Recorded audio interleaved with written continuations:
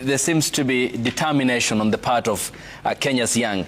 Are we living the moment of the pushback from young Kenyans, and besides the call for good governance and end to corruption, deep-seated lacking accountability and transparency, the push out on the part of the political class, and what's the effect of sweeping them out of the scene? I think first I would maybe like to give a bit of context. Maybe I'll use history as Prof has done before. There was a time when the British were, colonized this country and they lived here. And there are people who had the audacity, Mau Mau and the rest of them, to say, this is not what we want. And it is true that in the beginning they looked like they were mad men and women claiming that there would be an end to this. There's a play that is running now, the Mau Mau, the Dedan Kimathi's trial, and I went to watch it. And during that time, it looked like it was impossible, that they were thinking that the British could stop ruling this country. And that came, and we got independence. Then there are people who came up and said, hey, but we only have a single party, multi-party system. Now we want to have several parties. We had 24 years of the same president. Multi-party, multi-party. And they looked like they were out of their minds. And I'm sure there were people sitting there asking, but what are these people talking about? We have a single-party system. We got a multi-party system. That came through. Then we thought, okay, we need a new constitution. We went through, we got a new constitution. What we're looking at today is a lot of people are very disillusioned. They're thinking, what are these young people doing? What are they talking about? They're not understanding something very fundamentally simple. We are issue-based. I think we were discussing this before. And they're just not believing it. We are issue-based. It doesn't matter who you are sitting at what position. We want systemic change. I want a system that works for all of us. If Ayub comes in, it doesn't matter that you're Ayub. It doesn't matter that you're from whatever tribe, whatever political affiliation, the system will work in your favor. That is what, as young people, we are asking for. And there's a tone deafness that is going on because, unfortunately, they're used to the old kind of politics that is going through. And that's why right from the beginning, I was in the demonstrations last year. And I can tell you that if the demonstrations last year were party-based, I would have never gone out and risked my life. The only reason I was there is because for the first time, I could identify with it. Now, the very foundation that is used to attack us young people and this movement is the foundation that builds us and makes us stronger. The fact that leaderless, partyless, tribeless, I know that it sounds very much like there's a euphoria thing going on, but they're not believing. They're not believing that 70% of this population, which is actually young people, they're coming up and they're saying we want a system that works for all of us. Why the political class decides to be threatened by this is a mystery to me. Because what we are fighting for will also benefit you. When you go out and you peacefully demonstrate and you follow the rules and you adhere to the Constitution, it is also in your own good that we are saying we want an end to police brutality. It is good for you. When we are saying we would like economic changes that really work on increasing our purchasing power, it is good for you. Because when you have an economy that works, the economy will not discriminate and think, well, let me work better for this one or that one because of their tribe or their political affiliation or because of their leader. We are issue-based. And that is why they are not believing that until they attack the issues themselves, we are going through an economic revolution and they are responding politically. You do not have an economic crisis, an economic problem, and then you respond with politics. So when you come, and it feels good politically when you go somewhere and you're donating a bunch of money, right? It feels good for you. Politically, you think, hey, I'm gaining points. But economically speaking, it makes no sense at all. And so what we are saying is we want a system that works for us because as young people, we have decided, A, we have the numbers, and B, we have to make sure that we have a Kenya in the next 20, 30 years when they will be gone. That is a Kenya that can work for all of us and the future generations to come. So what is going on now is there's just tone deafness on focusing on the issues. And how I wish that this government would just decide, let us roll up our sleeves and focus on the issues because we want a system that works for everybody. Okay. Dr. Olo, coming to you. Looking at what the president had stated in the aftermath of last year, June 25th, appreciating that there were deep-seated problems that Sheila and I and our age mates have And by the way, I'm very happy to have Sheila here. Yeah. We must also have young people. Yeah, including sending his cabinet home, making all those pledges that we had seen, which was by itself proper diagnosis of the problem. But why do you think he has gotten the prescription very wrong in failing, grossly so, the abject failure in meeting major of those pledges? Yeah, and that's a very good question, Ayub, and because Charles is here and he speaks for government, we would like to give you a message. When you're dealing with a multi-generational issue, there are things you need to talk about or you need to address. One, address stereotyping.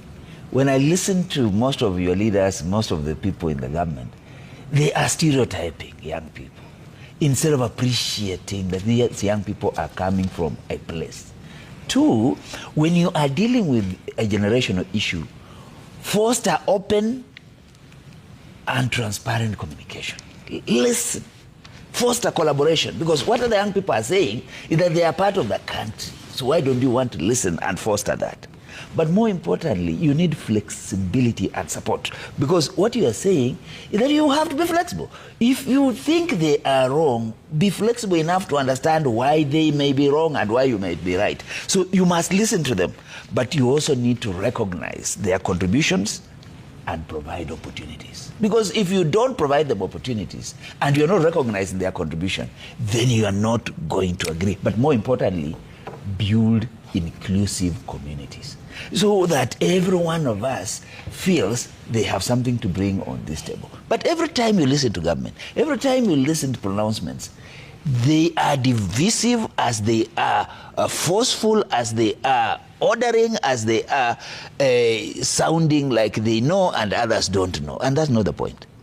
The young people in this country today, and I spend a lot of time with the young people because of the teaching that I do, have a different message for us. One, they are questioning us to live our values. Two, they are questioning us to be transparent or to be honest. If we tell them that drinking is bad, they expect us not to be drinking. If we are telling them that stealing is bad, they expect us not to be stealing. But so they are wondering, why are these elders telling us things that we should not do when they're busy doing them? So those things are so true today, and what we can only do is to respond with an understanding that we are actually providing or not giving good examples to the young people, and that's why they're calling us to question. If you promise them that you'll do something by X, be sure that they'll ask you after that time whether you did it or not. So we're no longer living in the world where our young people just hanged around or just kowtowed along. No, they are challenging. And most important thing that we, and this, it's my friend Peter here was saying, that we are living through a revolution, but we are sleeping through it.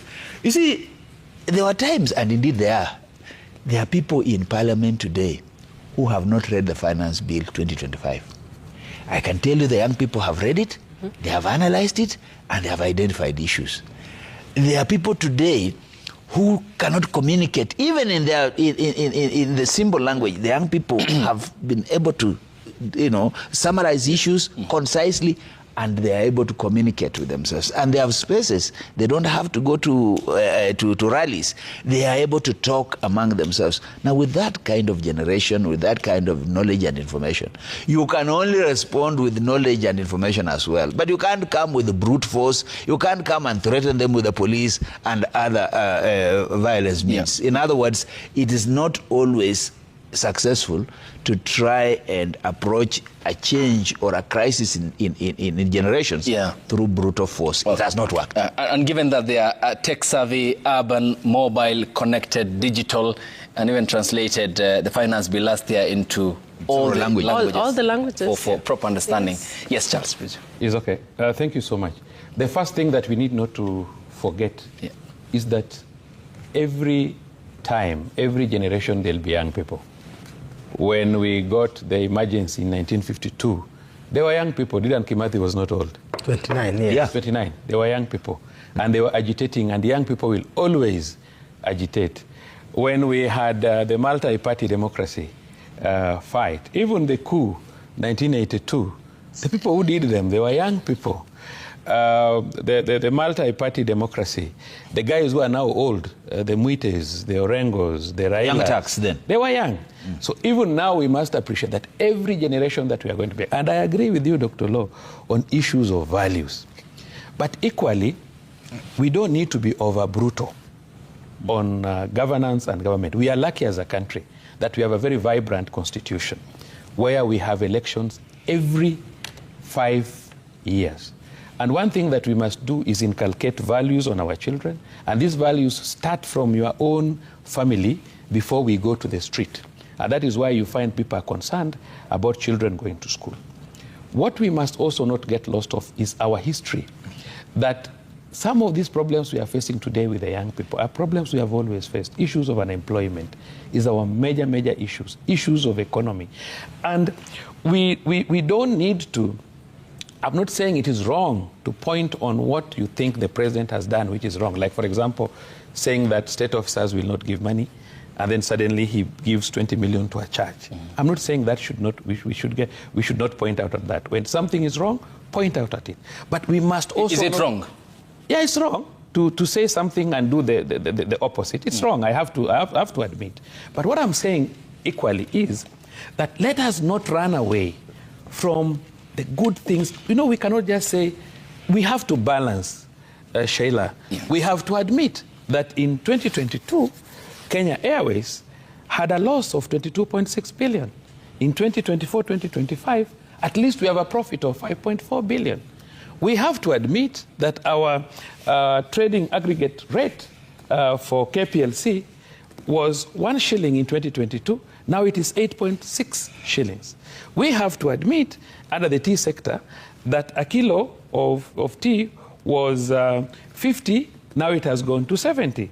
We have to admit that coffee was 50 shillings, it is now at 145. So, sugarcane industry, what has happened? So what we are saying, yes, we have challenges. And we must also admit, and Mwalimu, you took it wrongly that I said we kill people every elections. It is factual that after every elections, we find people conflicting, people fighting, and we lose lives, which is not right. And that is why even today, we have 5 families who notified the police on 13th June that they'll have a peaceful procession today. 5 families. The families of the 4 ladies who lost their children and the gentleman who lost their brother. And they notified police on 13th of June, according to regulations. They even said they'll start it at 10. They even gave the routes which they will use. So what we expect is in such cases, what we should see is everybody assembling peacefully. Okay. They must having a procession peacefully. Okay. And at the end of the day, finalizing. It is not something you find people mobilizing, people as far as Murang'a, as far as Nyeri, as far as Kisumu, to come and overtake Nairobi. Because, you know, what we are saying is the economy of the country must run. On one hand, you cannot be saying you don't have jobs, the economy is not doing well. On the other hand, you want a holiday on a working day in the name of peaceful demonstration. If it is peaceful demonstration, it must be peaceful. So let us agree that the morals are not just what the president is saying. The morals start with us. And what the politicians always do also, considering that their language is also wanting. Prof, is it proving to be problematic that we are having a catalogue of KANU products who are unable to comprehend with the extent of the freedoms this Katiba comes with, and therefore its implementation very difficult, and the freedoms that these educated young Kenyans are exercising in bringing to the limelight issues that need to be addressed in our governance architecture? Let me start by giving a very positive note, and let it not be forgotten. As of 2022, when Ruto came to power, about 80% of our population are people below the year 35 years. Therefore, any attempt, using whatever you have, all the arsenals we have to defend ourselves against our neighbors and our enemies. You use them against us. It's a battle of eggs against stones, because you can never win. You can kill as many young people as you can, but you're not finished. Because even the genocidals in Rwanda were not able to finish a small group called Tutsi. So when you are fighting a futile war, just understand it's a futile war. That's why the British were unable to defeat the Mau Mau, who had nothing. Because these are young people. I think my uncle, Uhura, the one after the stadium, had just married. He was, I think, 25 years, General Uhura. General Kago was in his 20s. Kimathi was in his 20s. None of them. So these were young people who said enough is enough, because they have seen their fathers and their grandfathers working. And the same thing is happening today. So when we say there are some people sleeping through the revolution, we literally mean that no, wisdom is knowing battles you can win, and therefore stopping going to those battles because you're going to lose. This one, my generation, the Ruto generation, and others are losing. This one we are losing. But what is happening, and why are we blind to the reality? Why are we sleeping through this revolution? In June 25, when the events took place, there were two visions of Kenya that were pursued, or that were, put on the table. Vision number one is to listen to the young people and change. And I think that's what the president did. He came, the journalists are talking about him cutting a lonely face, meaning he was thinking himself and Kenya. And even joined them on X Spaces. Yes, the two. Yeah, he was thinking about himself and Kenya. And when he thought soberly about that, he gave promises that took young people back to their homes, because they were feasible and they were good to implement. And therefore, you need time to implement, and that's what happened. The second vision is a counter-revolution.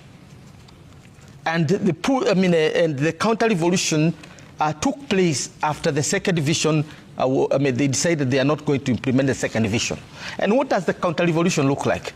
First, dismantle anything sober or critical within the ruling formation. That was the basis of impeachment of, Rigathi Gachagua. There was nothing else. Any voice that would issue a critical message, just get rid of it. And not just Gachagua. People talk about Gachagua. Gachagua went with a whole system of government that was literally more independent-minded. So you are left with people who are going to be just look at the kind of quality of leadership that we have since that time. And the kind of drama they are giving, tractors here, posho mills there, all these things. Look at that. The second, and this is the most unfortunate, is that the only hope the people had, Raila Odinga and the opposition, the official opposition, decided to go to bed with a government that had decided that it's not going to implement the vision of a stable future, the vision that the young people had. And I have heard some people priding themselves that we have saved this government from the Gen Zs. I mean, it's so absurd. You find it everywhere in tweets, you find it everywhere. It's not about saving the government. When Raila Odinga made the argument that we want to clean the government from inside, we gave him a benefit, because if he goes to the government to change it from within, then that makes sense. He can change it. But is that not really what happened? So the counter-revolution, beyond the impeachment and the co-optation of the official opposition, then went to the military. Rhetoric of threat from all the forces that are supposed to be protecting us. And more rhetoric from the government, threatening people. People say one term, that's what they are saying. The young people are saying one term, but they are saying that it's not one term, it is forever. Then you move from there, you have this chest thumping. And a week ago, we saw the worst. Goons in the heart of our city, protected by the police. Goons. So in other words, what are we doing, Ayub?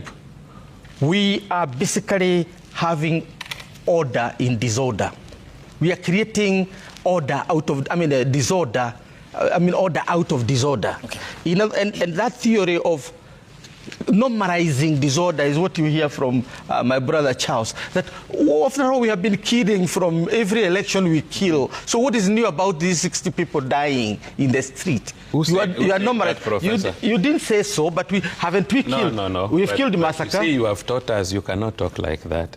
Don't give that impression. I've not said that. You said we have been killing every election. Think the point is that there's no justification for a death of a single Kenyan. That's the point. Whether it was yesterday or in the Kenya. Whether it is yesterday, today, or tomorrow, no Kenya should die. And therefore, we cannot use historical evidence of death to justify deaths today. This is the simple argument we are making. Or to justify non-action today about what is happening. On the part of the state, that is. Yes. And Sheila, then, how will the deep-seated apprehension and public angst be addressed, given that you have clearly seen the political establishment is dead against any of what the young people voiced last year, and it's back to default settings on its part? I think let me start by clarifying something that I think Charles brought up here. When you love somebody or when you love something, it is also your duty to be honest. When you love somebody or something, it is your duty to be honest. As young people, we love this country. And I think that's the first notion that needs to be put on the table. We are coming from a place of responsible love. We are coming from a place of accountability. And we are coming from a place of sitting as the major stakeholders of this country. When 70% of a population sits down in any democracy and tells you this is the way we want to go forward, we are coming from a place of love. And that's why I said it before, we are issue-based. It doesn't matter who sits there.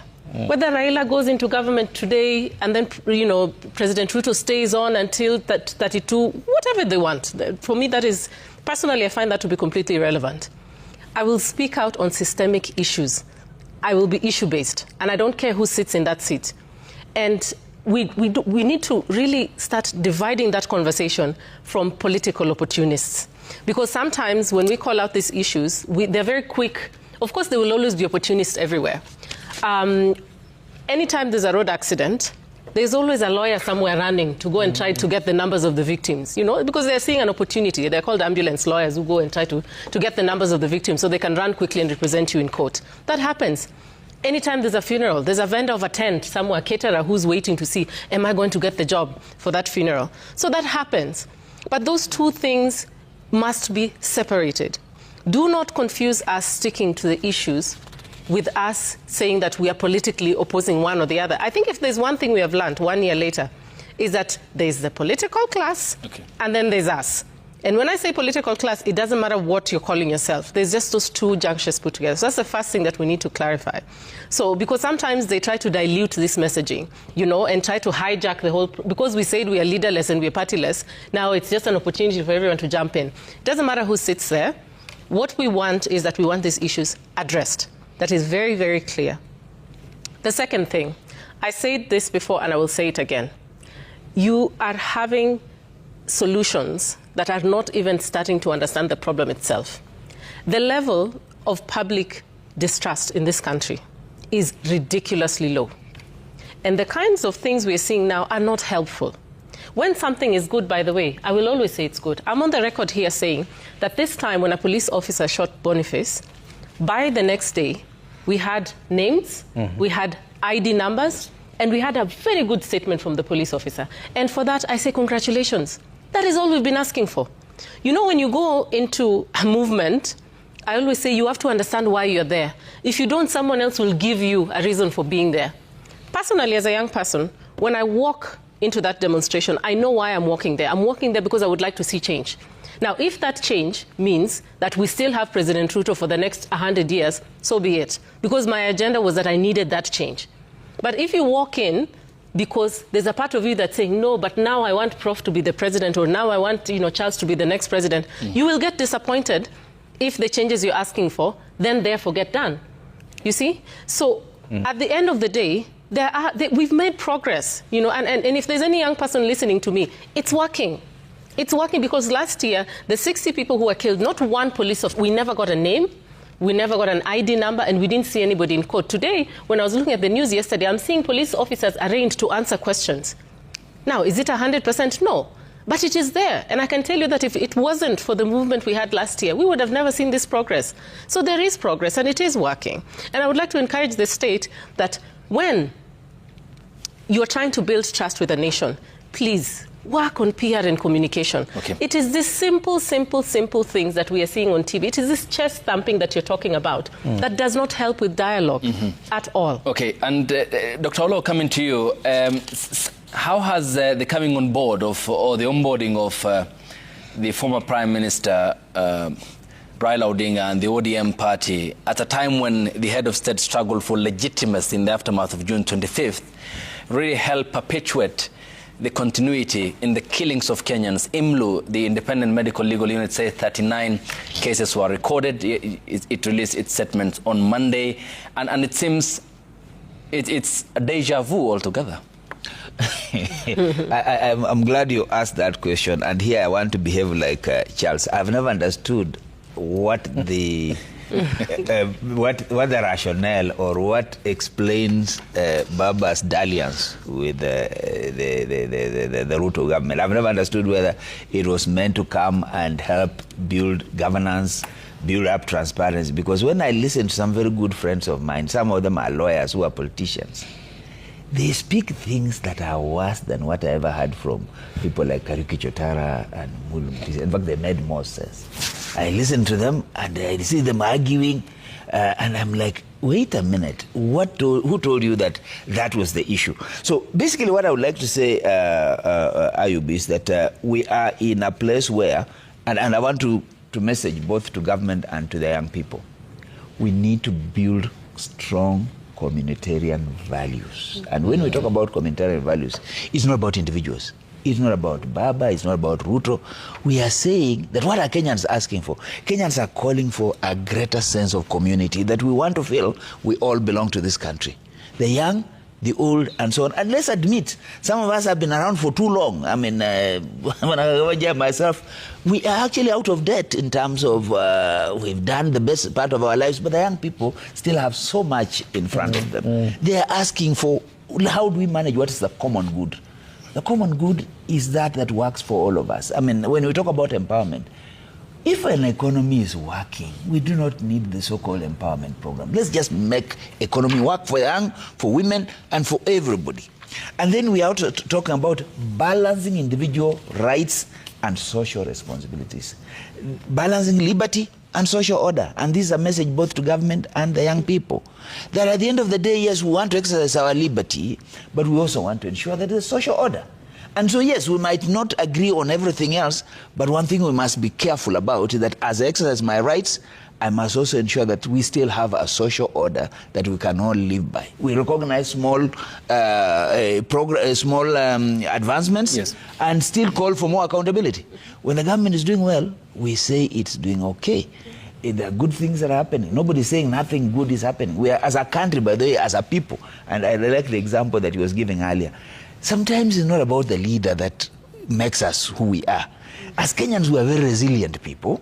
We will wake up in the morning with industry. We will work to make sure that we bring food back home. We are not waiting for anybody to give us. So a leader only helps us to facilitate and to animate us and so on. So we need a leader, yes, but so that we can run our lives without any interference. But lastly, we need, and this is both again to government and the young people, civic engagement.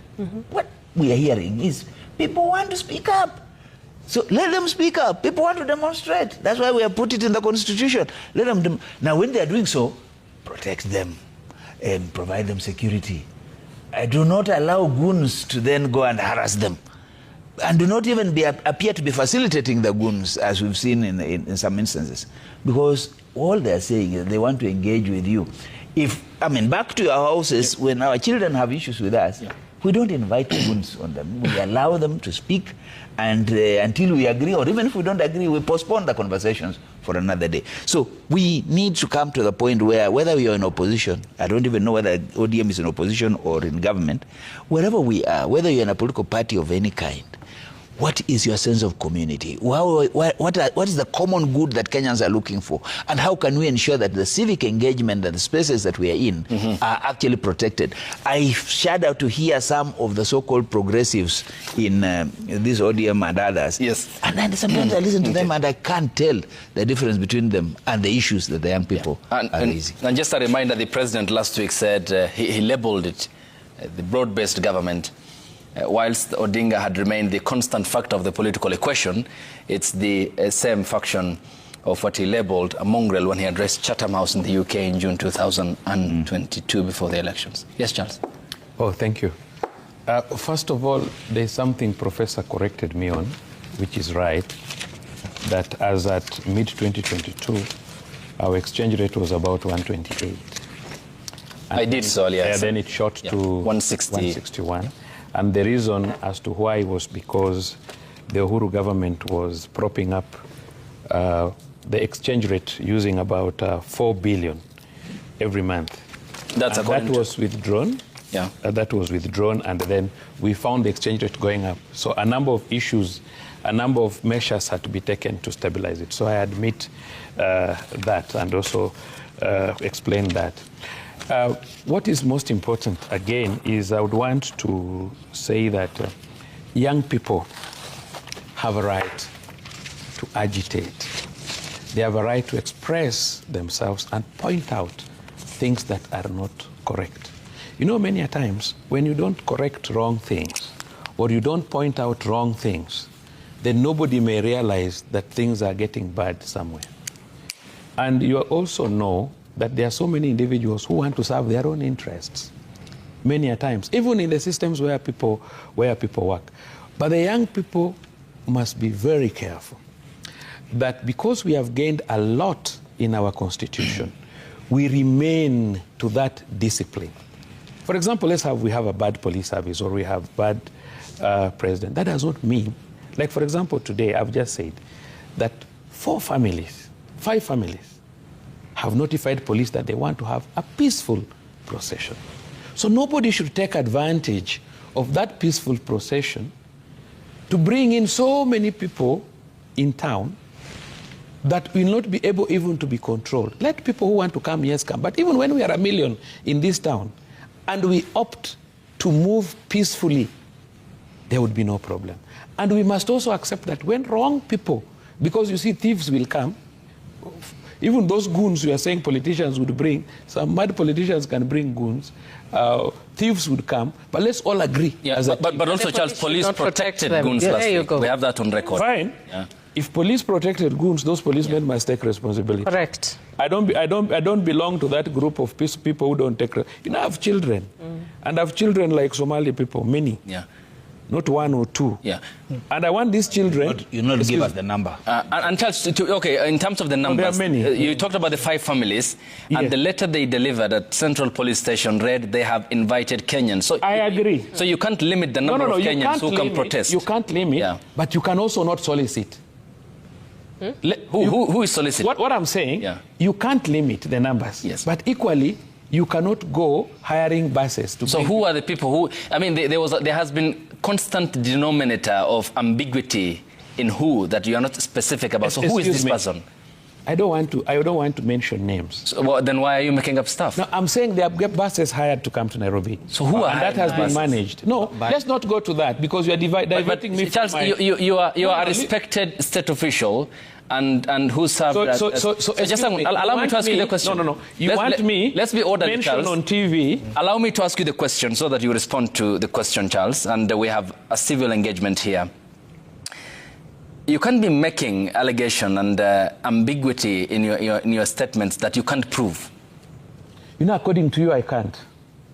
But I've mentioned it. I've said it. So who are the people who are hiring buses? I take responsibility as Owino to tell you that there are individuals who have hired. There have even been campaigns in social media, you have seen, asking people to come.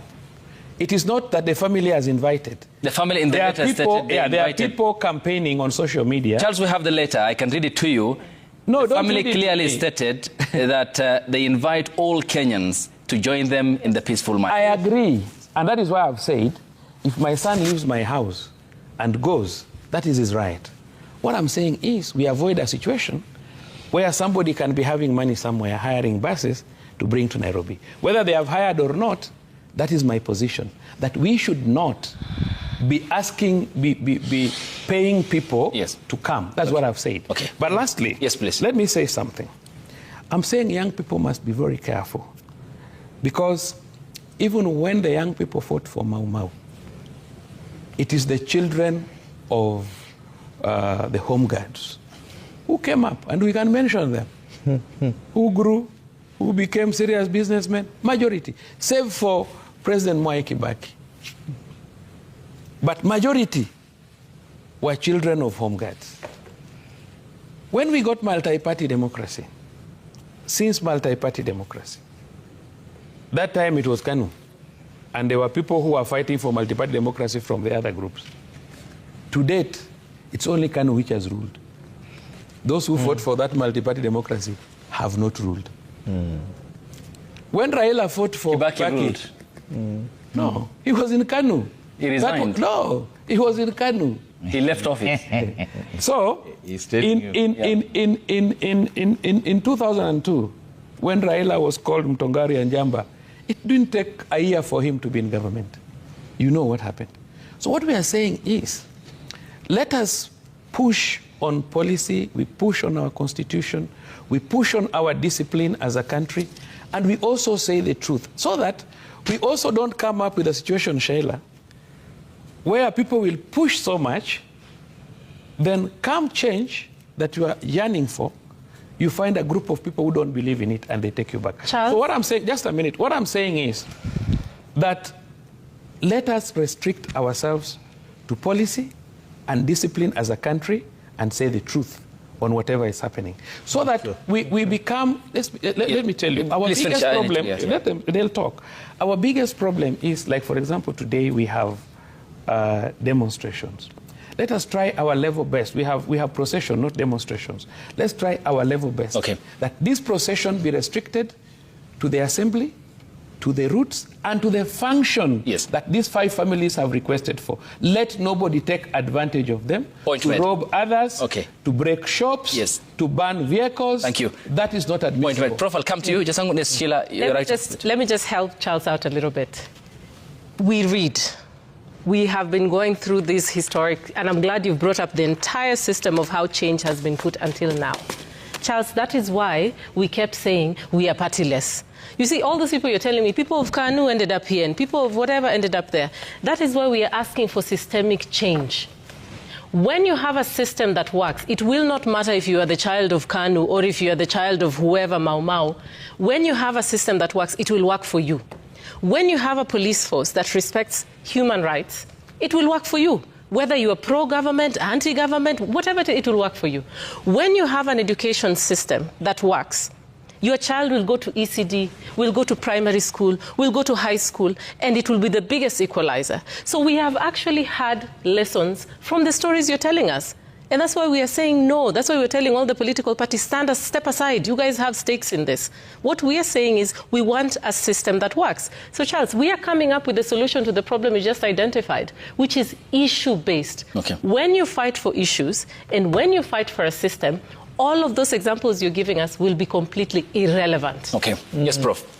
I just wanted to reiterate, building on what Sheila has just said, that revolutions, or change for that matter, is about values. Nothing else. It's about values. If you look at the French Revolution, it was about 3 values. Can people unite? Can people work together as communities? And can we have freedom? Égalité, fraternité, and liberté. You know, just 3 values. Unity, freedom, and working together as a people. That's what the French died for. When you come to our own revolution here in Africa, in Kenya specifically, it was about the right to property, land, and freedom. Simple and clear. It was not about whether the British must go. I'm sure if the British did not do what they did, nobody would have agitated for their going. Because we have had many communities coming here and settling and so on. Nobody was interested with the British. And I'm sure nobody is interested with President Ruto leaving this government. Really, to be honest. Because if that is the case, the people of Mount Kenya would not have voted him, you know, giving him 47% of what made him president, including my own mother, who did not want to vote right as I did, and preferred that she's living in my house and want to protest against me to vote for Ruto. That kind of rebellion is not about Ruto. It's about our national values. What? And I think, if I understand it correctly, what the young people want is not just an issue-based country, but a country with a moral order. Value-based. With a value base. And you asked me the question before, and I'll say this and move to the next point, about what is it that is eating us. What is eating us is simply the old problem that we have always faced, that you think you are bringing change. But the more you think so, the more you harken back to the bad old habits. We are coming from a one-party order that started progressively from Jomo Kenyatta, moved to its akim or peak under Moi. And it was all about one individual, one people, one clique, you know, telling the others what to do. And that is what was rejected in the second so-called second liberation. But now we have seen the return of Kano values. This is essentially the problem, and nobody is calling it that way. I'm saying it because I lived through the Kano days. I think I was 37. CP took power, and I lived through the Moi era, so we know what we are talking about. And Moi said Kano is going to rule for 100 years. I'm not sure he wanted. He identified the values that he was bequeathing the nation. Now, when Jubilee came in, we started seeing some creeping in of these things. Misinterpretation of the Constitution that we had bequeathed. Because unfortunately, the Constitution was made by the Raibaritas, the Raila Odingas, the Moi Kibakis and others, but it was implemented by Kanu. Face the music, it's true. It was implemented by Kanu. So how can that happen? Why am I saying so? 202, yeah. It is William Ruto and Uhuru Kenyatta who are the champion of the Kanu. 202, it is Raila Odinga and Mwai Kibaki who are the champion of the Raibaritas. So history doesn't lie. Facts, basically, you cannot hide them. So I think we need to go back, and there are two challenges here. One, the young people should stick to the Constitution. And what does the Constitution say? We have a destiny with our Constitution on the 10th of August, 2027. So the Ruto must go issue is he must go that time, not now. He will stay up to that time because that's what the Constitution says. I know the revolutions are sometimes go overboard, but we should not let that happen. Two, the government should not behave in a manner that you provoke people to make change before 2027.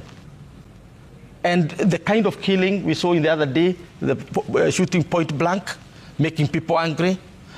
Today, I know there are some they're called securocrats, who are now using Iran and Israel war to justify all manner of things. Please, let's not do it. Let's have our destiny, our date, our rendezvous with our destiny in 2027. Okay. For now, we keep the fire burning that we need a country based on moral order. And if all of us, the government, can change, and us, including the young people, also adhere to that, then we'll have a country that we can change. If we tip as a country, it will take years to bring us back. Patience will pay. And I like what Professor Martin said here this morning, that we are a resilient nation. And true, we are a resilient nation, but let's not abuse that resilience by getting to the extreme, both ways. Us, those who are supporting change, and the others who are on a counter-revolutionary agenda to derail change. Yeah. So, Dr. Martin, what then needs to happen during this period? Because there is a concern on the performance of our institutions. Parliament is just but one of the major examples. Holders of independent constitutional offices. I mean, how can they live up to the moment and within the democratic norms that the young people aspire for? Kenyans do as well. First, let me say this, and this is a good public education we are into. Two theories explain what is happening. There's the generational theory and there's a cohort theory. The cohort theory is telling us that the set of politicians that we have today behave in the same way and see things in the same lenses. So that when you hear them speaking in parliament and you hear the government speaking, they are saying the same thing. Similarly, the set of beliefs in terms of socio-economic and political beliefs that the young people are actually sharing are similar. So when they are looking at values, they are looking at what is wrong, they are looking at it from a common perspective. They are not looking at it from the old canon ways as we've looked at it, and that's what we have to call ourselves to question. And I like what Professor Kagwanja was saying. Those of us who have lived around for long, I mean, I've seen the Kenyatta 1 government, I've seen the Kenyatta 2 government, I've seen the Moi government, I've seen the Kibaki government, now I'm in the Ruto government. Keep using our old lenses to try and understand what's happening. There is a shift. There's a generational shift. This era is unleashing new ideas. So when I look at the young people, I can see that coming. So there is a social shift, a political shift, an economic climate shift that is actually very distinct. And that's why every time Parliament is responding, or every time the executive is responding to issues, it looks out of place. Because they are responding to a question they have not been asked, or a question they are not understanding. So what the young people are saying, which is missed by Parliament, you see, Parliament, whenever they want to do a new legislation, they are clawing back on freedom. They want to get into the spaces or social spaces. They want to keep on micromanaging that social space. Now that's a phenomenon that they are struggling with Starlink and other satellite, internet communication available. Let us not use too much time trying to do what will be undone with the short one. Now, we are also saying that the same ideas that we are using in the past, have worked in the past, should be the ideas that we call to question, so that we can come to a point where we are saying, what is going to take this nation beyond 2025? It is not going to be how hard, how heavy, or how much we bombard. Remember, even those who have bombs and can go and hit other countries also stop and say, let's have ceasefire. Yeah? Remember what happened in Iran and Israel the other day? Yes. There was might. There's enough substance to run a war. But even that, they realized that it is not going to help everybody. Let's stop and talk. So I want to say that let us stop and talk as a nation. Let us listen to each other. And let us know one thing, the young people are not going away. And some of us are going away because of age and because of attrition and others. But the young people and their numbers are not going away.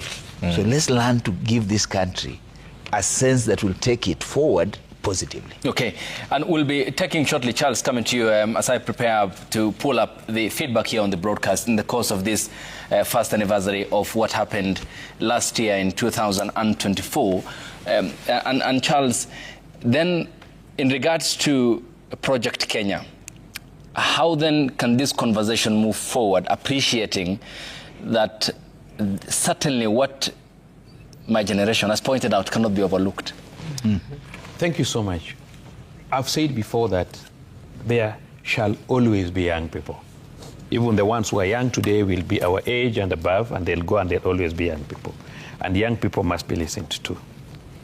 But there is one area, Ayub, that I would want us to look at. We have a lot of conflict between the institution that is supposed to provide security and order, and that is the police and the public. We need to look at it genuinely and honestly and see how do we bring this to almost zero, so that when we have a case where a police officer is involved in committing something which is wrong, then let it be something that we cannot say is related to maybe politics or interest. You know, sometimes even in a large family, there are people who make mistakes. We are enjoying, one of the biggest gains we got was in the Constitution 2010 was Chapter 4 of the Constitution, the Bill of Rights. I want us, Sheila, to have a very honest conversation with ourselves as a country, young, old, and the security system, that rights come with limits, come with morals, come with responsibility. That Article 37 of the Constitution allows us to picket, allows us to demonstrate, allows us to present petitions to authorities peaceably and unarmed. It is my humble prayer that you, the young people, can look at this so that we avoid conflict. I know people will say it is the police who chooses people. It's a common story. But this is not a time to defend the police or defend the young people. We just need a genuine discussion that, like today, we have a peaceful demonstration called by the families of those who lost their lives.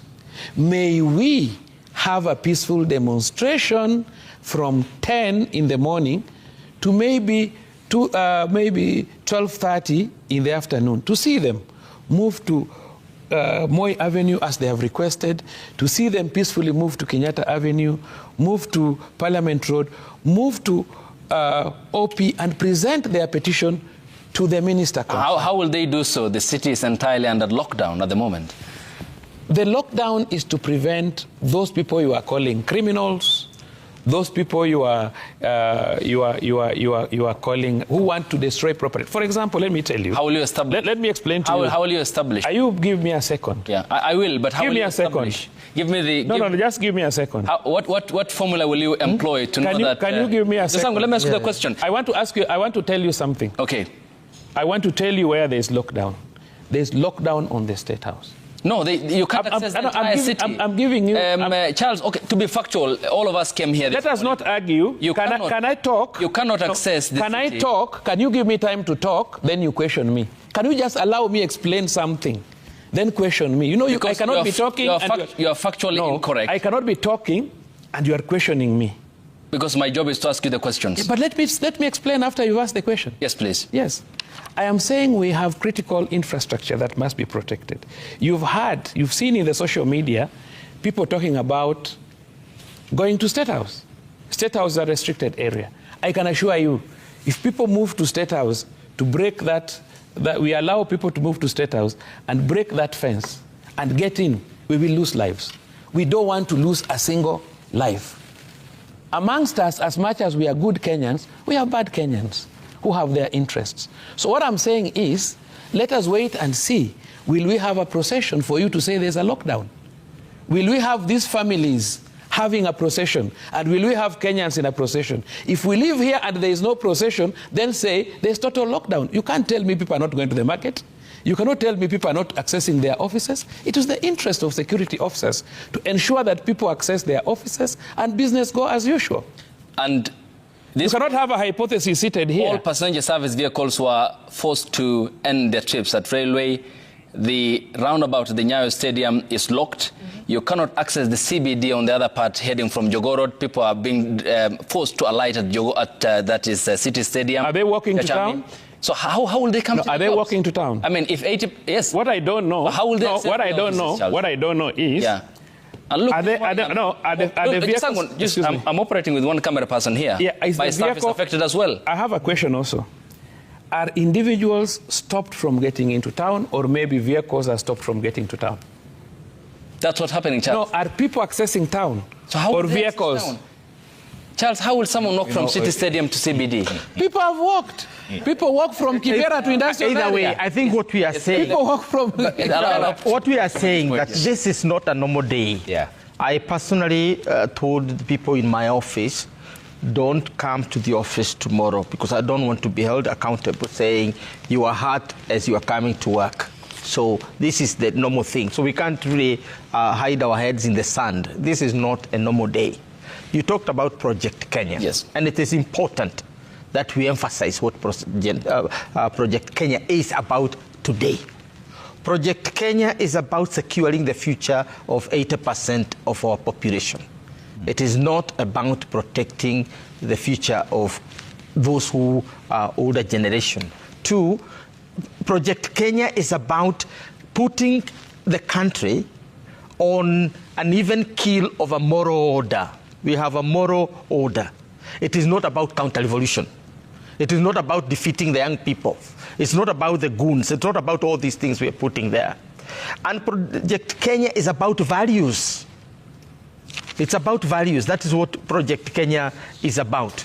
And finally, Project Kenya is about doing what is not going to provoke people into action that are going to derail our country, whether it is the young people or it is the government.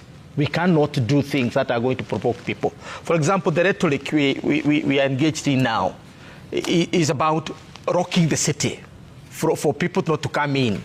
But what happens when people come in on foot with the ill motives? Because they don't have to come by bus. So we are telling Kenyans, this country is ours. If it goes to the dogs, all of us suffer. At the same time, we cannot fail to listen to the young people who are saying we need to act according to the values put in our constitution. They're not asking for more. Just implement the constitution as it is in terms of values. I think that's the point. Thank you, Prof. So let's sample the feedback and then I'll give you the final comments, Daktari and Sheila here on the broadcast. Frank Orende says a cry against empty promises, rising hopelessness, and leaders who only remember the people during the campaigns. The youth are not angry for nothing. They are tired of being lied to. AZIMIO says the Gen Z individuals who were killed and abducted during the finance bill demonstrations have never received justice, yet the government treats Gen Z as if we are the reason this country is lagging in development, which is why they show us no regard. We are not the problem. We are demanding accountability, and that's what they fear. Sir Nixon Dugure says those who make peaceful revolution impossible will make violent revolution inevitable. For those who promise to protect protesters, kindly uphold the rights to freedom of speech and assembly, ensuring public safety and order. Taliban_RA says the reason why demonstrations will never stop is when our safety, lives, justice, and our grievances are truly heard and addressed. It's Kipleting says the Constitution guarantees us freedom of expression and everyone has a right to express their dissatisfaction to the government. Today we remember 25th of June 2024, those who lost their lives while fighting for change. Babu Michael says the real problem has always been believing in the KK government. How can the government spokesperson declare it's a normal working day while at the same time state agencies including the police are blocking roads with wire mesh? And we have seen today, where is the honesty in that? You can't preach normalcy and practice suppression. Kiprop Kenya says you can silence a voice, but you can't silence a generation. This is not just a protest, it's a cry for all those who did not make it home. Okay, yes, Sheila, your final words. And Daktari next. I think my final word is A, for the government. I think this is an opportunity to step it up one more time. We're 1 year later. This is an opportunity for dialogue. This is an opportunity to stop provocations and to really listen to what the young generation are saying. For the young people who are out there today, it is the audacity that makes the changes. You're on the right track. If we just stick to the issues and we fight for the Kenya that we want tomorrow, then we are definitely on the right track. I'll end, as usual, with my favorite quote, right? Eleanor Roosevelt said, "Nobody can intimidate you without your consent." Remember that always. Doctor, you were on the streets last year. I was on the streets last year. Will you? Yes, I'm about to go change now and go with the families. Okay, hopefully with some sneakers. We are one country and our leaders have nothing to fear. They just need to embrace differences of opinion, diversity of opinion. Indeed, our parliamentarians do not need the tunnel they built for themselves. That is only an invitation for curiosity. The moment you start operating like a mole, walking under a tunnel, you're actually asking the young people to ask you, what do you do under that mole? And so the government too does not need to fear. In fact, if I was to advise, I would prepare a situation where a banquet is prepared in State House and people come and the president comes out and holds a conversation with young people. This is your home, this is your house. If children tell you they want to come to their home, you tell them, when are you coming? What would you like to eat for lunch? Prepare, meet them, talk, have a conversation. They might just as well go away feeling they were heard. But don't say he's protected, you can't come here. You are only building up anxiety and curiosity. This country, the only problem we have with the leaders is the fear of themselves. Otherwise, the young people are only expressing themselves, and they're doing so well. Thank you. Ladies and gentlemen, many thanks for your time. Much appreciated for your esteemed company here on the broadcast.